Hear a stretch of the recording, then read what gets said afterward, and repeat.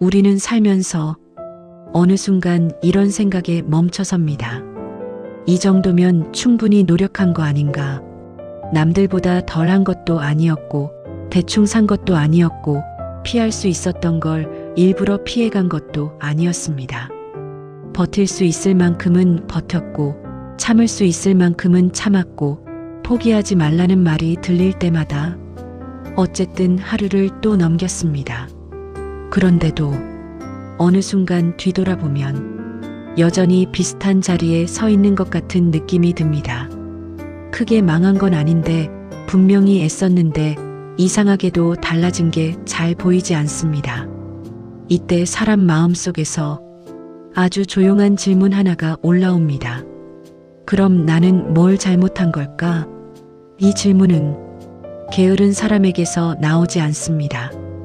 아무 생각 없이 산 사람에게서도 나오지 않습니다. 오히려 성실했던 사람, 책임감 있었던 사람, 스스로에게 기대를 걸었던 사람에게서 가장 자주 나옵니다. 오늘 이 영상은 노력을 폄하하려는 이야기가 아닙니다.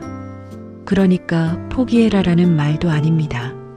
다만 많은 사람들이 입 밖으로 꺼내지 못했던 이 질문을 조금 더 끝까지 가져가 보려 합니다. 왜 노력해도 바뀌지 않는 것들이 있는 걸까? 우리는 어릴 때부터 비슷한 문장들 속에서 자랍니다. 열심히 하면 된다. 노력은 배신하지 않는다. 꾸준함이 결국 이긴다. 이 말들은 틀린 말이라기보다 사람을 움직이게 만드는 말에 가깝습니다. 불확실한 세상에서 아이를 포기하지 않게 만들고 사람을 무너지지 않게 붙잡아주는 일종의 안전장치입니다. 그래서 우리는 노력을 단순한 행동이 아니라 삶의 도덕처럼 받아들이게 됩니다. 열심히 사는 사람은 존중받아야 하고 노력한 사람은 언젠가 보상받아야 하며 성실함은 적어도 손해로 끝나면 안 된다고 믿습니다. 문제는 이 믿음이 너무 단단해질 때 시작됩니다. 노력이 결과로 이어지지 않을 때 우리는 이렇게 생각하기 시작합니다. 그럼 나는 뭘 잘못한 거지? 노력이 부족했나?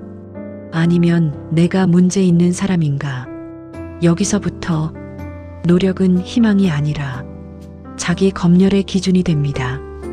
얼마나 열심히 했는지, 얼마나 참았는지, 얼마나 포기하지 않았는지, 그리고 그 기준에 조금이라도 못 미쳤다고 느끼는 순간 사람은 자신을 쉽게 몰아붙입니다.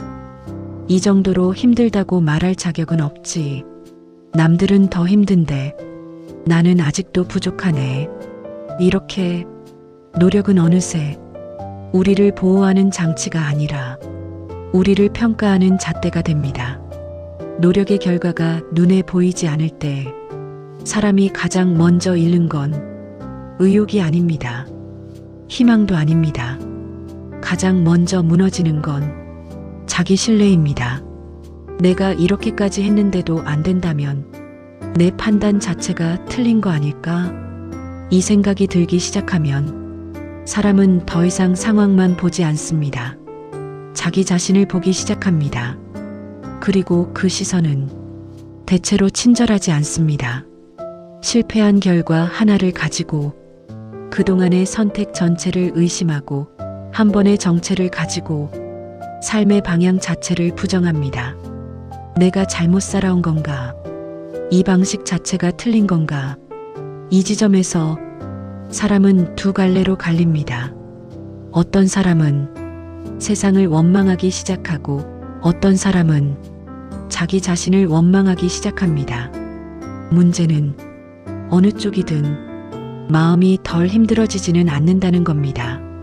세상을 원망하면 세상은 더 적대적으로 보이고 자기 자신을 원망하면 삶 전체가 버거워집니다. 그리고 있게 사람은 거의 반사적으로 다시 노력을 붙잡습니다. 이번엔 더 제대로 해보자. 이번엔 진짜 바꿔보자. 이번엔 흔들리지 말자. 이 결심은 겉으로 보면 굉장히 성숙해 보이지만 실제로는 자기 자신에게서 도망치지 않기 위한 마지막 버팀목인 경우가 많습니다. 왜냐하면 노력마저 내려놓는 순간 사람은 자기 삶을 설명할 언어를 잃어버리기 때문입니다. 그래서 더 집요하게 애쓰고, 그래서 더 쉽게 지치고, 그래서 더 깊이 상처받습니다.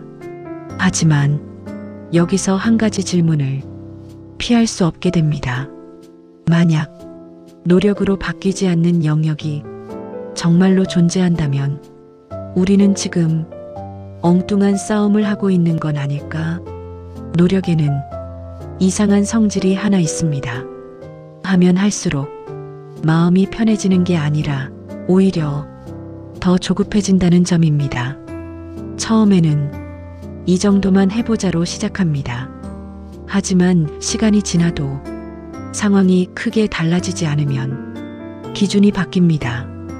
이 정도로는 부족한가 보다. 내가 더 해야 하나 보다. 이때부터 노력은 선택이 아니라 의무가 됩니다.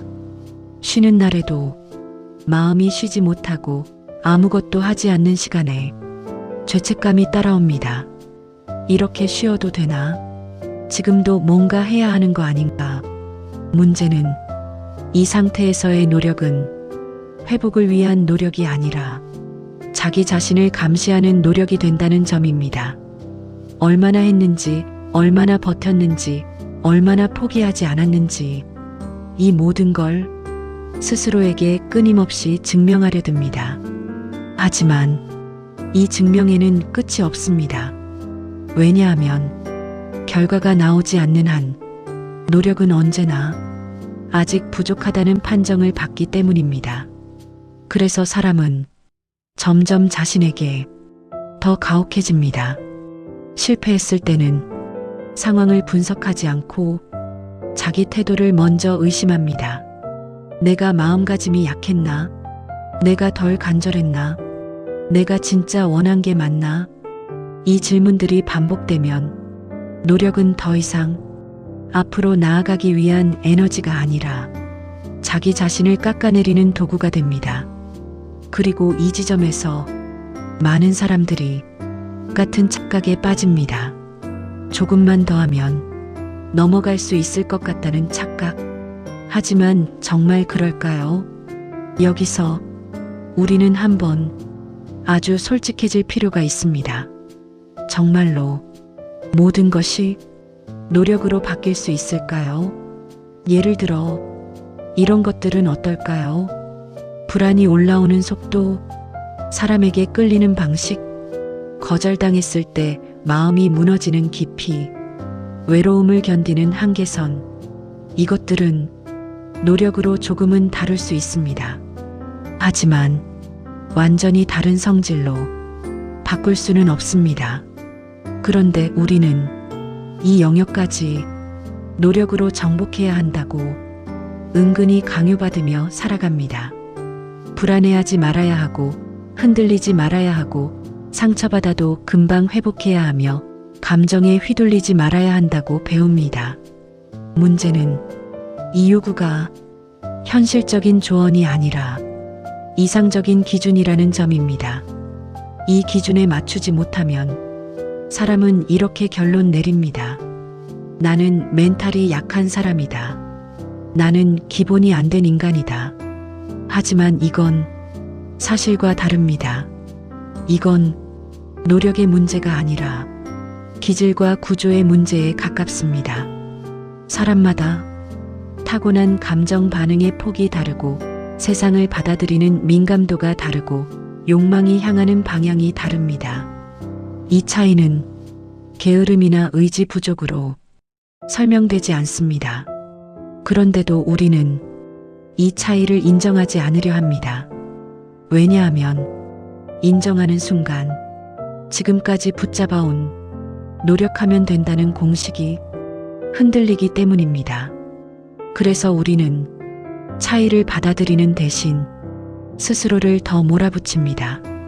남들도 다 하는데 이 정도는 버텨야지. 이것도 못 견디면 어떡해.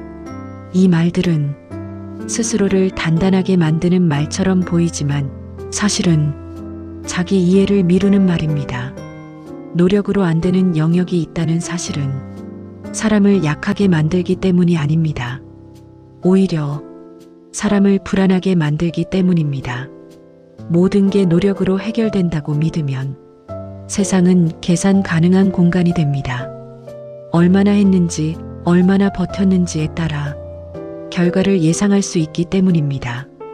하지만 노력으로 안 되는 영역이 있다는 걸 인정하면 삶은 훨씬 불확실해집니다. 내가 아무리 애써도 어떤 감정은 반복될 수 있고 어떤 흔들림은 사라지지 않을 수 있으며 어떤 한계는 끝까지 남을 수 있다는 사실을 마주해야 하기 때문입니다. 그래서 많은 사람들은 이 불확실함을 견디지 못하고 다시 노력 쪽으로 돌아갑니다. 그래도 더 해보자. 아직 덜한 거야. 하지만 이 선택은 문제를 해결하기보다는 문제를 뒤로 미루는 경우가 많습니다. 왜냐하면 싸워야 할 대상이 잘못 설정되어 있기 때문입니다. 이제 다음 질문이 자연스럽게 이어집니다. 만약 노력으로 안 되는 영역이 정말 존재한다면 그 영역을 우리는 어떻게 다뤄야 할까요? 계속 정복하려 들어야 할까요? 아니면 전혀 다른 방식이 필요한 걸까요? 이 질문 앞에서 비로소 한 철학자의 이름이 등장합니다. 인간은 왜 그렇게 쉽게 자신을 과대평가할까? 이 질문을 가장 불편한 방식으로 던진 사람이 있습니다. 19세기 독일의 철학자 아서 쇼펜하우어입니다. 그는 인간을 이성적인 존재라고 부르지 않았습니다. 합리적으로 선택하는 존재라고도 하지 않았습니다. 그가 본 인간은 전혀 다른 모습이었습니다. 인간은 생각해서 움직이는 존재가 아니라 원해서 움직이는 존재라고 말했습니다. 이 말은 생각보다 훨씬 불편합니다. 왜냐하면 우리는 자기 삶을 이렇게 이해해왔기 때문입니다. 나는 판단하고, 나는 결정하고, 그래서 나는 내 인생을 스스로 만들어간다고 믿어왔습니다. 하지만 쇼펜하우어는 이 믿음이 인간을 가장 쉽게 착각하게 만든다고 말합니다. 그 착각이 바로 노력하면 뭐든 바꿀 수 있다는 생각입니다. 쇼펜하우어가 말한 의지는 결심이나 목표 같은 것이 아닙니다. 더 근본적인 힘입니다. 살고 싶어하는 힘, 피하고 싶어하는 힘, 붙잡고 싶어하는 힘, 인정받고 싶어하는 힘. 이 의지는 논리적으로 움직이지 않습니다. 설득되지도 않습니다. 설명되기를 기다리지도 않습니다. 그저 앞으로 나아갑니다. 그리고 중요한 건 이 의지가 우리가 생각을 시작하기도 전에 이미 움직이고 있다는 점입니다. 그래서 우리는 어떤 선택을 한 뒤에야 이유를 찾습니다. 그땐 그럴 수밖에 없었어. 상황이 그랬어. 나도 모르게 그랬어. 이 말들은 핑계가 아니라 사실에 가깝습니다.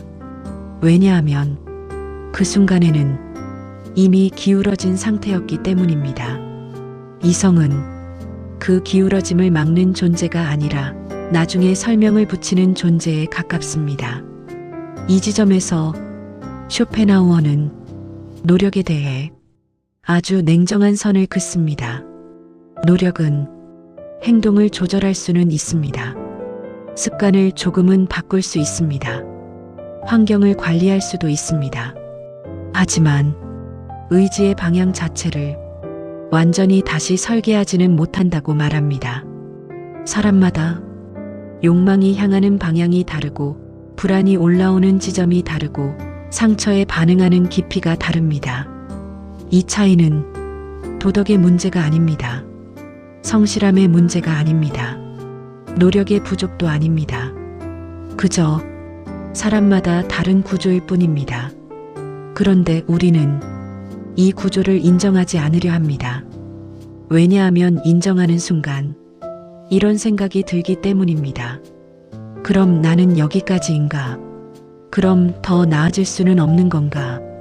하지만 쇼펜하우어는 이 질문 자체가 잘못 설정되었다고 봤습니다. 그는 어디까지 바꿀 수 있는가가 아니라 어디까지 받아들여야 하는가를 먼저 물어야 한다고 말합니다. 많은 사람들이 쇼펜하우어를 오해합니다. 그의 말이 너무 냉정해서 너무 비관적으로 들리기 때문입니다. 어차피 인간은 안 바뀐다. 그러니 포기하라는 말이다. 하지만 그가 정말 말하고 싶었던 건 전혀 다른 방향이었습니다. 그는 인간을 무기력하게 만들고 싶어 하지 않았습니다. 오히려 인간이 불필요하게 자신을 괴롭히는 구조에서 빠져나오게 하고 싶어 했습니다. 노력으로 안 되는 영역을 끝까지 노력으로 밀어붙일 때 사람은 반드시 자기 혐오에 도달하기 때문입니다. 이 정도로도 안 되면 나는 뭐지? 그럼 나는 실패한 인간인가? 쇼펜하우어는 이 질문이 인간을 가장 깊이 망가뜨린다고 봤습니다. 그래서 그는 바꾸지 말라는 게 아니라 싸움을 잘못된 곳에서 하지 말라고 말합니다. 쇼펜하우어가 말한 변화는 전혀 다른 사람이 되는 것이 아닙니다. 그가 말한 변화는 자기 자신과 싸우는 방식이 달라지는 것입니다.